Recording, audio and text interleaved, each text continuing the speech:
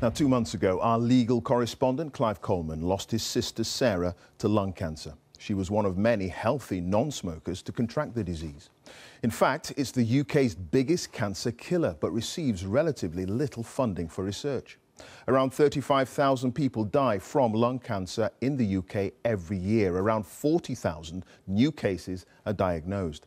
But just £708 is spent per lung cancer death in the UK, a fifth of that spent on breast cancer and a tenth of the amount on leukemia research. Well, Clive has been finding out more about the non-smokers who contract the disease and why it remains the poor relation to other forms of cancer. When you're first diagnosed with cancer, it's really scary, and I was very scared. I was diagnosed with non-small cell lung cancer in August 2015. This is my younger sister, Sarah. She died of lung cancer in December, 2 years after being diagnosed. In the months before her death, she made this film about her condition. Before she got the illness, I knew relatively little about it. I suppose I shared the common view that it was a smoker's disease. I had no idea how many healthy non-smokers got it, or that in the UK it kills more than breast, prostate and pancreatic cancer put together. Keep into the side, that's it. Safely. Like my sister, Joanna Marshall has never smoked, but has stage 4 lung cancer because of a non-inherited fault in her genes. She's been treated with targeted drug therapies. They provide a very effective stay of execution.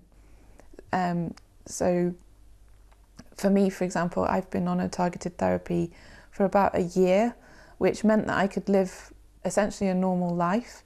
I was very active, I could breathe properly, but they don't last forever. That's the problem, is that cancer tends to be one step ahead. The children help just by being here.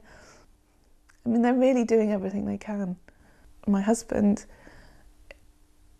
his life has completely changed, and it's not what I wanted for him. But, you know, if we get through this, we'll be so strong.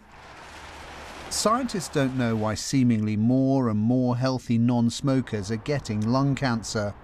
But visiting Joanna and her family, I had learned that the disease kills 98 people each day in the UK. 14% of those who get it have never smoked. And yet in terms of research funding, it receives a small fraction of the money spent on breast or testicular cancer or leukemia. It's a massive problem because these people who are diagnosed with lung cancer, who've never smoked, are really quite angry that they are assumed that they have smoked and that they have self-inflicted this cancer upon them, when clearly they haven't. Because of the way that the disease behaves, and that these people are not expected to be diagnosed with lung cancer, they're not high risk. They're usually diagnosed at a later stage, and therefore treatment can often not be curative, which is a complete and utter disaster for them. Lung cancer remains the ugly, poor relation of the cancer family. It doesn't discriminate between smokers and non-smokers, and there'll be many more cases like my sister's before a long-term treatment's found. Clive Coleman, BBC News.